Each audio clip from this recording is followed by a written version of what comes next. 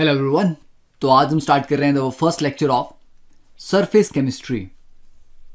Very boring topic. अगर हम general perception अगर हम देखें स्टूडेंट्स की, तो मोस्ट ऑफ द स्टूडेंट्स या टीचर्स भी इस टॉपिक को बहुत सीरियसली नहीं लेते, ठीक है, because it is more of a theory oriented topic.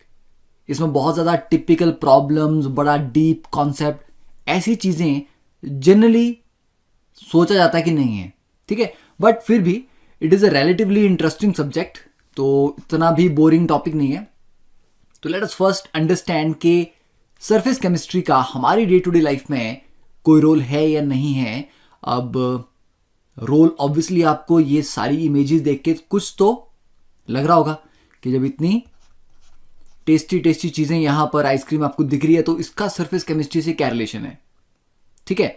But food industry में जो हम चीज़ें कर रहे हैं या डिफरेंट डिफरेंट जो भी फूड आइटम्स हैं, वो पूरा जो प्रोसेस है उनको बनाने का, मेंटेन करने का, texture and all, that is to a large extent dependent upon the surface chemistry. तो सरफेस केमिस्ट्री हमें लगता है कि सबसे बहुत सिंपल सा चैप्टर है ये, पर हमारे डे टू डे लाइफ में जितनी ज्यादा एप्लीकेशन सरफेस केमिस्ट्री की है, ठीक है, जनरली स्पीकिंग, उतनी बाकी टॉपिक्स जो हमने पढ़े हैं उनकी उतनी ज़्यादा, जिसको बोलते हैं ना कि डायरेक्ट एप्लीकेशन नहीं है, ठीक है। जैसे आप कुछ खा रहे हैं तो वो सरफेस केमिस्ट्री से रिलेटेड है, फिनोमिना देखेंगे उसको। फिर नेक्स्ट ये आ गया ल्यूब्रिकेशन। ल्यूब्रिकेशन में भी सरफेस के ऊपर क्या होता है, एक ल्यूब्रिकेंट की लेयर बन जाती है। अब वो ल्यूब्रिकेंट कैसे डिफरेंट पार्ट्स के बीच की फ्रिक्शन को मिनिमाइज करता है, वियर एंड टियर को कम करता है, इंजन की या मूविंग पार्ट्स की लाइफ इंप्रूव करता है, that is all about surface chemistry, ठीक है। तो अच्छी क्वालिटी का लुब्रिकेंट बनाने के लिए you need to have a fairly good idea about the surface chemistry, ठीक है। फिर यहां पर इस इमेज में अगर हम देखें, the left part of the windscreen, ठीक है, किसी बस की ये फ्रंट स्क्रीन है, left part is treated with some chemical, right part is not treated और इट्स रेनिंग। तो आप देख सकते हो कि यहां पर जो विजन है बहुत क्लियर नहीं है कि पानी जो है वो शीशे पे, मतलब it is actually sticking to the surface, ठीक है, फ्लोइंग डाउन, जबकि लेफ्ट में the water is not sticking to the surface, okay. तो ये जो सरफेस ट्रीटमेंट है, it is basically from the understanding of surface chemistry, ठीक है। तो ये समझने के लिए कि क्या आपने केमिकल अप्लाई किया, वो कैसे इस तरह के चेंजेस ला रहा है, that is all about surface chemistry. फिर पानी का गिलास अगर आप हल्का सा टिल्ट करें तो पानी डायरेक्टली सीधा नीचे नहीं गिरता, ठीक है, इस तरह नहीं गिरता, वो उसके सरफेस के साथ साथ फ्लो करने लगता है।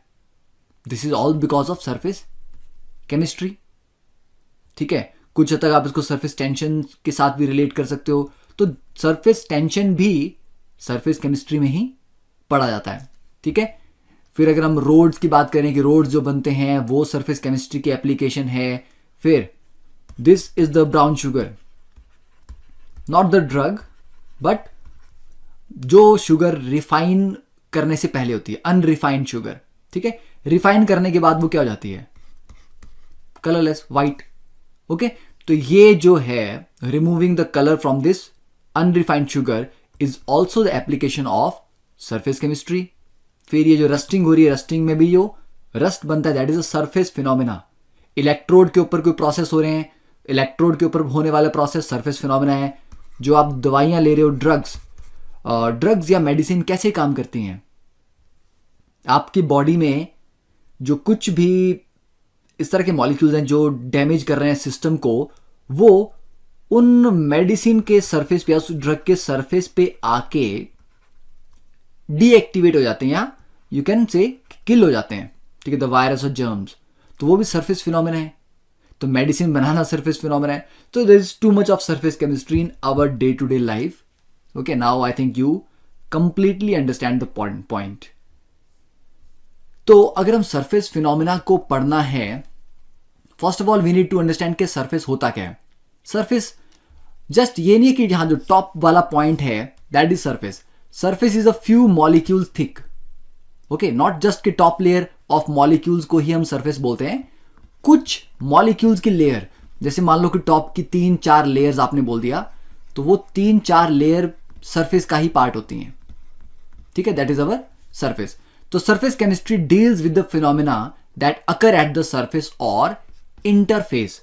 जैसे कि सॉलिड और लिक्विड के बीच में एक इंटरफेस आएगा, लिक्विड और गैस के बीच में एक इंटरफेस आएगा, दो डिफरेंट टाइप के लिक्विड के बीच में भी इंटरफेस आता है. ओके, जो आपने इलेक्ट्रोकेमिस्ट्री में पढ़ा होगा, लिक्विड लिक्विड जंक्शन, ठीक है, वहां पोटेंशियल जनरेट होता है. दो डिफरेंट वैरायटी के सॉलिड्स होंगे, उनके इंटरफेस पे भी मतलब एक इंटरफेस क्रिएट होगा जहां पर वो सेपरेट हो रहे हैं. ठीक है, तो these are the general interface, solid और लिक्विड के बीच का या लिक्विड और गैस के बीच का. अब गैस के बीच में कोई इंटरफेस नहीं होता, बिकॉज गैसेस एक दूसरे के साथ कंप्लीटली मिक्स हो जाती हैं.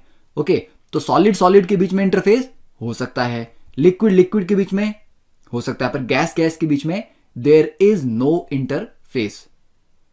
Okay, this much is clear. अब next is the molecule that are situated at the interfaces are known to behave differently from those in the bulk. तो हमारे पास दो टाइप के मॉलिक्यूल्स हो गए, एक जो बल्क में प्रेजेंट है और एक जो इंटरफेस या सरफेस पे प्रेजेंट है. ठीक है, देखो, तो सबसे पहले नोट इट डाउन. ओके, तो अगर ये हम डायग्राम देखें तो ये जो डॉटेड वाला पार्ट है, this is the liquid phase, ये आपका सरफेस वाला पार्ट है, और इसके ऊपर है एयर. तो जो सरफेस के ऊपर मॉलिक्यूल्स होते हैं उनका बिहेवियर थोड़ा डिफरेंट होता है, और जो अंदर होते हैं लिक्विड में उनको बोलते हैं कि बल्क फेज में है वो. ठीक है, तो ये वाला जो मॉलिक्यूल है नीचे वाला, this is in the bulk phase, और ये ऊपर वाला molecule this is on the surface या इंटरफेस. अब होगा क्या, अब बाकी मॉलिक्यूल मैंने ड्रॉ नहीं किए, पर इसके आसपास नीचे और भी मॉलिक्यूल्स होंगे. तो जो सरफेस पे मॉलिक्यूल है उसके ऊपर कोई नहीं है, उसके लेफ्ट में है. यस, तो लेफ्ट से उसको अट्रैक्टिव फोर्स मिल रही होगी. ठीक है, उसके राइट में भी होंगे, तो राइट से भी उसको अट्रैक्टिव फोर्स मिल रही होगी. नीचे की तरफ भी होंगे, यहां से अट्रैक्टिव फोर्स मिल रही है, यहां मिल रही है, यहां मिल रही है. ठीक है, तो सरफेस वाले मॉलिक्यूल को लेफ्ट, राइट और बॉटम से अट्रैक्टिव फोर्स एक्सपीरियंस वो करता है. ऊपर उसके कोई लेयर नहीं है, तो ऊपर से कोई नहीं आ रहा. ओके, अगर इन सारे वेक्टर्स को आप इनका रिजल्टेंट लो तो नेट रिजल्टेंट क्या रहेगा, डाउनवर्ड. ठीक है ना, तो इस केस में हम बोलते हैं कि जो नेट रिजल्टेंट है इस वाले मॉलिक्यूल पे, ये डाउनवर्ड पुल हो रहा है. अब दूसरा केस देखते हैं, ये जो बल्क में है, बल्क के लेफ्ट में भी कोई होगा, राइट में भी मॉलिक्यूल होंगे, ऊपर भी मॉलिक्यूल हैं, नीचे भी मॉलिक्यूल्स हैं, तो चारों तरफ से इसके आसपास मॉलिक्यूल्स हैं. तो अगर हम बल्क वाले मॉलिक्यूल को देखें तो ये क्या कर रहा है, it experiences a balanced force. ठीक है, सारी फोर्सेस आपस में बैलेंस हो रही हैं क्योंकि वो आपस में कैंसल आउट हो रही हैं. पर जो सरफेस वाला मॉलिक्यूल है, ठीक है, this experiences a net inward pull.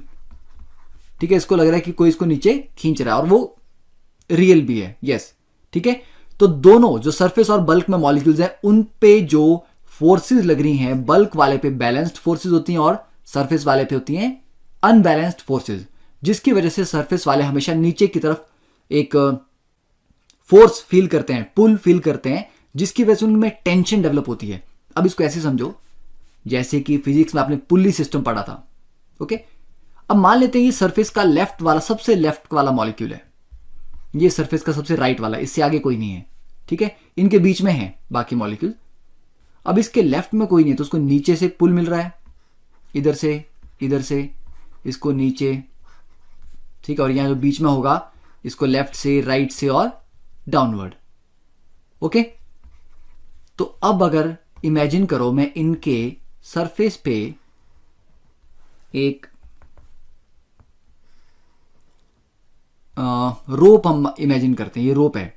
ठीक है, ये दो पुल्लीज हैं, और इस एंड को ऑफ रोप को भी हम नीचे खींच रहे हैं, इस एंड से भी रोप को हम नीचे खींच रहे हैं. तो इस रोप में क्या डेवलप होगा, टेंशन डेवलप होगी ना. जब दो पुल्लीज के ऊपर रोप पास कर रहे हो और यहां पर भी एक वेट है, यहां पर भी एक वेट है, तो रोप में टेंशन आ जाती है। सेम फिनोमिना यहां पर हो रहा है। यहां पर रोप नहीं है, यहां पर क्या है, सरफेस। पर सरफेस के सारे मॉलिक्यूल्स नीचे की तरफ पुल या खिंचाव फील कर रहे हैं, ठीक है। इसी वजह से the entire surface is under a tension, और उसी टेंशन को आप बोलते हैं सरफेस टेंशन, ठीक है, समझ आ गया। तो अनबैलेंस्ड फोर्सेस की वजह से ही सरफेस टेंशन जनरेट होती है। Okay, clear? तो इतना बात क्लियर है? Okay, now you can note it down. And this part also इसको लिख सकते हो, the nearer the molecule is to the surface. तो जो मॉलिक्यूल सरफेस के जितना नजदीक होगा उतना ही उसके ऊपर अनबैलेंस्ड फोर्सेस ज्यादा लगेंगी, ठीक है। तो greater the magnitude of the force due to asymmetry, that is absence of symmetry. Okay, now we can summarise it like this. तो मॉलिक्यूल पे, मतलब मॉलिक्यूल दो टाइप के होंगे, एक सरफेस वाले मॉलिक्यूल और एक बल्क वाले। तो सरफेस वाले, the experiences unbalanced attractive force resulting in a net inward pull, and this produces the surface tension. Bulk molecule experiences balanced forces from all the direction and are in a state of equilibrium. ठीक है, तो this is how we can summarize the whole thing. Next is the surface tension expresses. अब surface tension आपने already physics में पढ़ा होता है, ठीक है। ये क्या, it's the force per unit length, है ना, it's a normal force perpendicular. So it is the surface tension expresses the force with which the surface molecules attract each other. अगर जो सरफेस वाला मॉलिक्यूल है बहुत स्ट्रांगली नीचे खींचे गए, अब फिर से वो रोप वाला कॉन्सेप्ट आ गया। रोप पे अगर मैं बड़ा सा वेट लगाऊं यहां पे, भारी सा, यहां पे भी ज्यादा भारी, तब टेंशन ज्यादा डेवलप होगी ना। तो जितना ज्यादा भारी वेट यहां पर लगा होगा दोनों एंड्स पे, उतनी ही ज्यादा सरफेस टेंशन जनरेट होगी। तो सिमिलर बात है कि मॉलिक्यूल्स को भी जितना स्ट्रॉन्ग डाउनवर्ड पुल लगेगा उतनी ही सरफेस टेंशन आएगी। और डाउनवर्ड पुल क्यों लगता है? क्योंकि जो नीचे वाले मॉलिक्यूल्स हैं वो खींच रहे हैं, तो डाउनवर्ड पुल लगा मॉलिक्यूल्स के बीच की अपनी फोर्स की वजह से, ठीक है। तो जितनी ज्यादा फोर्स से मॉलिक्यूल्स एक दूसरे को अट्रैक्ट करते हैं उतनी ही सरफेस टेंशन होती है। That is why water has a very high surface tension, because water में क्या होता है, एच बॉन्डिंग। अगर वाटर में एच बॉन्डिंग नहीं होती तो इसका boiling point around -150 degree Celsius के आसपास होता। जस्ट इमेजिन, वाटर में अगर एच बॉन्डिंग जैसी फोर्स नहीं होती तो इसका बॉइलिंग पॉइंट होता अराउंड -150 डिग्री सेल्सियस, ठीक है। तो स्ट्रॉन्ग एच बॉन्डिंग की वजह से ही वाटर की सरफेस टेंशन बाकी जो लिक्विड्स हैं उनके कंपैरेटिवली काफी ज्यादा है, ठीक है। So now you can note it down.